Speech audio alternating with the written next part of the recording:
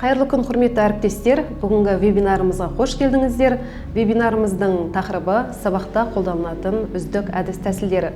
Жалпы вебинарымыз 2 бөлімнен тұрады. Жоспармен таныстыратын болсам, бірінші бөлімде дәстүрлі форматта қолданылатын сабақ өту барысындағы тиімді әдіс тәсілдер. Екіншісі қашықтан оқыту кезінде, яғни онлайн форматта қолданылатын үздік әдіс тәсілдер, немесе цифрлық технологиялар, цифрлық инструменттер деп атасақ та болады. Барлығымызға белгілі, сабақтың сапалы болуы және жақсы жемісті болуында біздегі күнделікті сабақта қолданатын әдіс тәсілдеріміз маңызды рөл атқарады. Сондай-ақ бұның өте көптеген түрлері бар, ал бүгін мен сіздерге бірнеше түрімен таныстыратын боламын. Мысалы, дәстүрлі форматта оқыту кезіндегі айқын мақсат қоя отырып әдісі, атаулар туралы 3 сұрақ, кейс стади әдісі, фишбаун, сондай сияқты әдістерді бүгін вебинарымызда талқылайтын боламыз және вебинарда түсіндіретін боламын. Жақсы, бірінші бізде қазіргі сабақ беріп жатқан оқушыларымыз, яғни мектеп оқушылары, бізден білім алушылардың басым бөлігі Z балалары. Z балалар білеміз, инновациялар және идеялар ұрпағы, яғни жаңа дәуір ұрпағы. Бұлар барлық алдыңғылардан ерекшеленетін жаңа ұрпақ. Z-тер ақпаратты лезде меңгереді. Сондай-ақ бұлар робототехника, өнерге деген қызығушылықтары өте жоғары болады. Бірінші әдіс тәсілдерді енді осы Z ұрпағына сәйкес келетін себебі ол бұрынғы біздің кезімізде қолданатын кейбір әдіс тәсілдер бұл қазіргі заман балаларына кішкене қиындау болуы мүмкін, немесе нәтижесін бермеуі де мүмкін. Сондай-ақ қазіргі таңға дейін әлі де жаңа әдістер қолданылуда, жаңа әдістер пайда болуда. Бірінші таныстыратын бұл айқын мақсат қоя отырып әдісі. Айқын мақсат қоя отырып әдісі сабақ басталар алдында тақтаға мақсатты жазыңыз. Сол мақсатты көру, оқу барысында оқушылар бүгінгі тақырыпты немен байланысты екенін алдын ала өздері болжам жасайды. Және бұл қысқа мерзімді мақсаттарды ұзақ мерзімді мақсаттармен сәйкестендіріңіз. Оқушылар сабақтың, блоктың, пәннің мақсаттарын айқын түсінгеніне көз жеткізіңіз. Сондай-ақ бұны оқушылармен бірге отырып жасасаңыз да болады. Келесі атаулар туралы 3 сұрақ әдісі. Бұл өзі айтылып тұрғандай атаулар туралы 3 сұрақ. Яғни мұғалім сабақ басында жаңа тақырыпты бойынша 3 негізгі нақты термин жазып қояды тақтаға, және сол термин бойынша басты 3 сұрақ қойылады. Бірінші, қайда, қалай және қандай деген сұрақтары. Бұл сұрақтарға оқушылар жазбаша түрде жауап береді. Қайда сұрағына бұл терминдерді сіз бұрынырақта қайда және қандай мағынада кездестіріп едіңіз? Екінші, қалай өз тәжірибеңізбен осы атауларды қолданудың мысалдарын келтіре аласыз ба? Және үшінші, қандай осы сабақта бүгінгі бұл терминдер қандай қолданыста болуы мүмкін деген сұрақтарға жауап аласыздар. Бұл оқушылардың сыни тұрғыда ойлау қабілеттерін дамытады, сондай-ақ сабақты толыққанды меңгеруіне өзінің септігін тигізеді. Келесі, кейс стади әдісі. Кейс стади әдісін білеміз, барлықтарымызды сабақ барысында қолданамыз. Бұл өте нәтижелі, өзінің жақсы жетістіктерін беретін әдістердің бірі. Сондай-ақ бұның бірнеше дағдыларды бұл дамыталады. Бірнеше дағдылар дамытады. Атап өтетін болсақ, аналитикалық дағдылар, тәжірибелік дағдылар, шығармашылық дағдылар, коммуникативті дағдылар, әлеуметтік дағдылар және өзіндік саралау дағдысы. Яғни өзіндік саралау, өзін-өзі бағалау тәртібі, тыңдай білу, дискуссияның барысында айтылған қолдау білдіру немесе қарама-қарсы болған пікірлерді дәлелдеу және өзін-өзін ұстау бағытын дамытатын жалпы бұл дағдылар.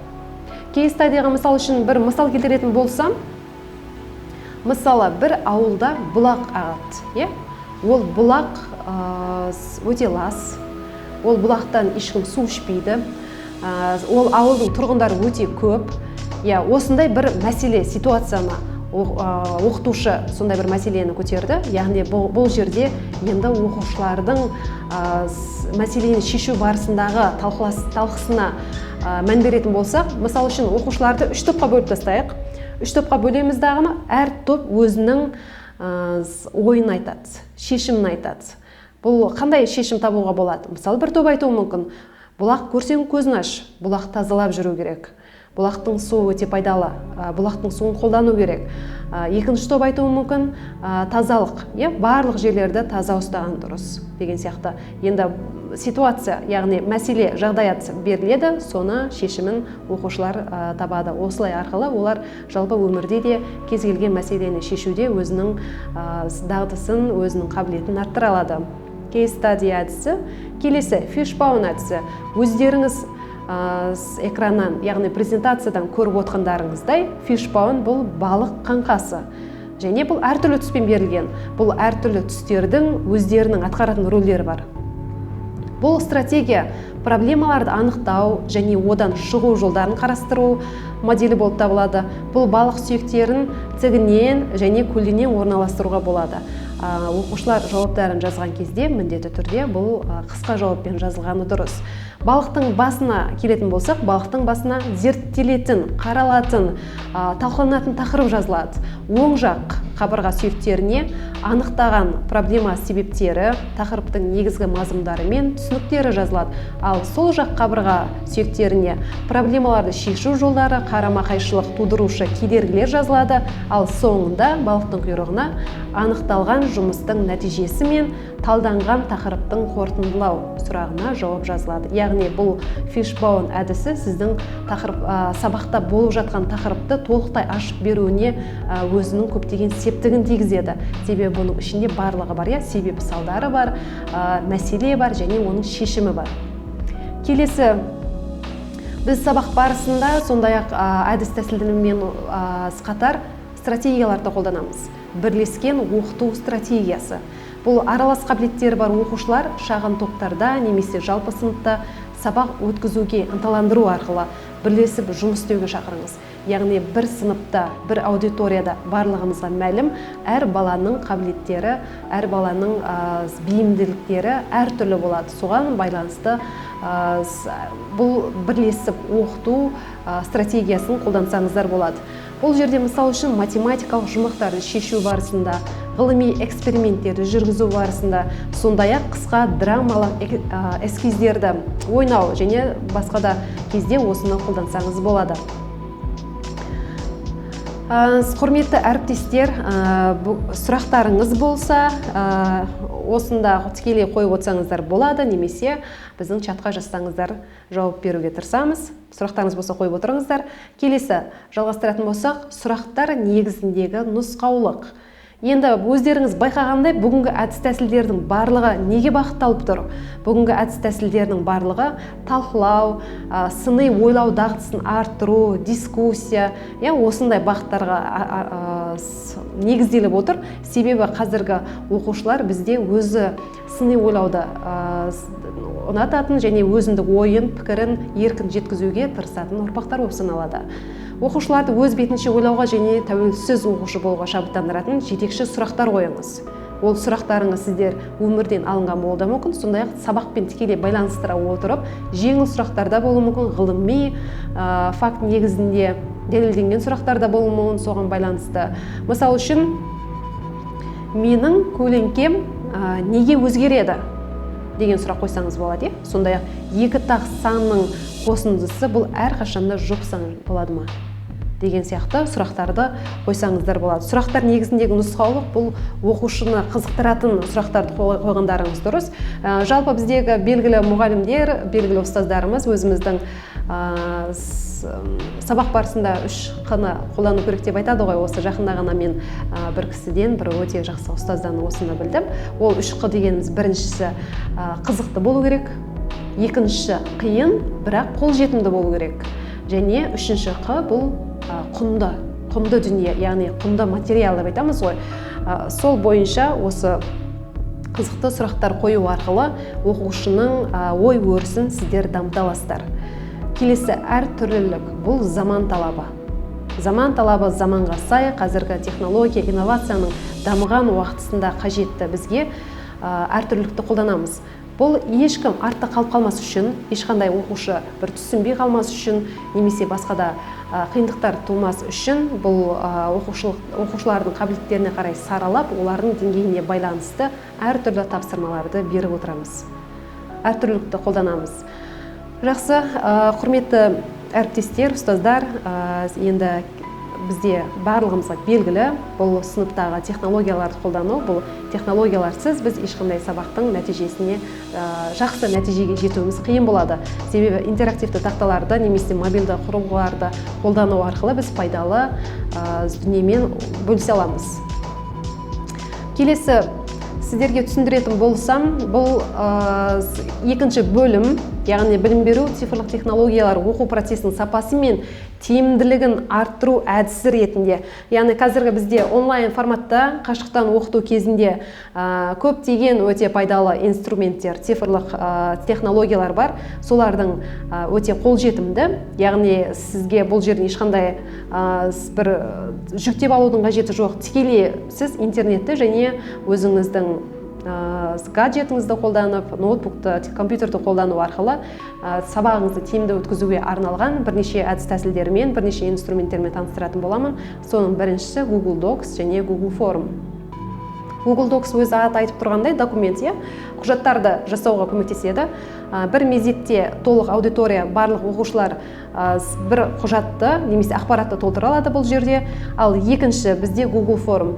Бұны қай кезде қолданамыз? Сабақтың соңында кері байланысы жасаған кезде қолдансаңыздар болады, сондай-ақ қорытынды бағалау кездерінде қолдансаңыздар да болады. Бұл жерде тест құрастырып, оқушының қаншалықты деңгейде жақсы меңгерді, немесе қай жерді, қай тұстары меңгере алмады, қай жерден қателесті, соның барлығын анықтауға, тез арада анықтауға көмектесетін бұл өте жақсы инструмент, өте жақсы бағдарлама. Бұл жерде бір мезетте оң тұстары өте көп. Бір мезетте оқушы да, оқытушы да баланың бағасын біле алады. Өйткені бұл автоматты түрде өзі бағасын білсеңіз болады. Тест соңында тест жасауға, бағалауға, кері байланыс жасауға арналған арнайы бағдарлама.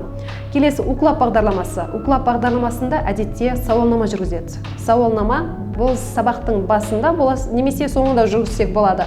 Мысалы, сабаққа байланысты, тақырыпқа байланысты бірнеше сұрақ қойып, осы жағдай немесе осы тақырып бұрын соңында білесің бе?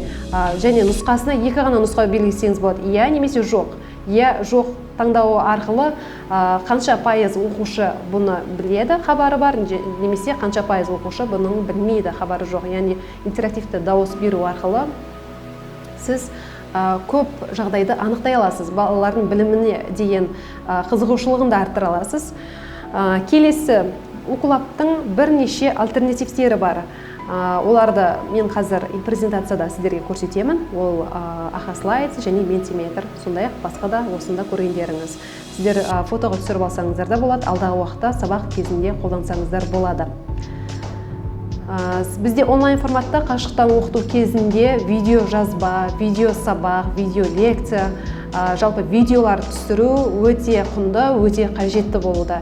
Енді осы скринкасттар, видео жазбаларды жазуға арналған бірнеше жақсы бағдарламалармен таныстырамын. Ол Ocam, немесе Bandicam, немесе осы жерде тұрған бағдарламаларды сіздер қолданып, өздеріңіздің видео сабақтарыңызды түсірсеңіздер болады. Jamboard тақтасы. Jamboard тақтасы бұл интерактивті тақта. Бұл тақтада сіздер сабақтың соңында кері байланыс жасаған кезде оқушының сізге берген жалпы бағалауы қалай болады.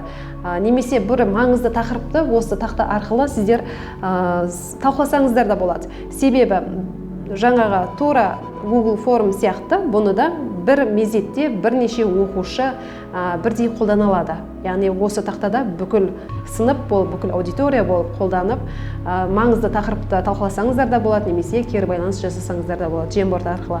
Бұның бір жақсы жері, сіздер